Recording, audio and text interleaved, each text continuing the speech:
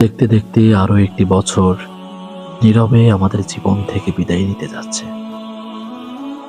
সময়ের চাকা ঘুরতে ঘুরতে আমরা এখন বছরের প্রায় শেষ প্রান্তে দাঁড়িয়ে আছি। দেওয়ালে ঝুলে থাকা ওই ক্যালেন্ডারের শেষ পৃষ্ঠাটি আজ বড্ড অসহায়। তার যেন আর দেওয়ার কিছুই নেই। পেছনে ফিরে তাকালে মনে হয় এই তো সেদিন কুয়াশা ভেজা ভোরে নতুন বছরকে বরণ করে নিয়েছিলাম। চোখে মুখে শত স্বপ্ন ছিল, হৃদয়ে শত আশা ছিল।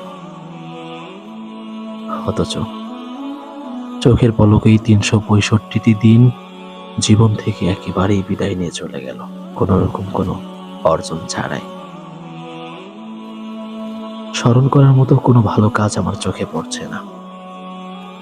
তবে কিছু দুঃখ, কিছু কষ্ট, হৃদয়ে জমা থাকা কিছু ব্যথা, কিছু গুনাহের অনুশোচনা বোধ, কিছু পাপের প্রায়শ্চিত্তের ভার আমার হৃদয়কে ভীষণভাবে ভারাক্রান্ত করে রেখেছে। হে আল্লাহ, আমি পুরাতন বছরের গুনাহ নিয়ে নতুন বছরকে কোনোভাবেই শুরু করতে চাই না। তুমি আমার সমস্ত গুনাহ, সমস্ত ভুল ত্রুটিকে ক্ষমা করে আমাকে নতুন বছরে পদার্পণ করার তৌফিক দান করো।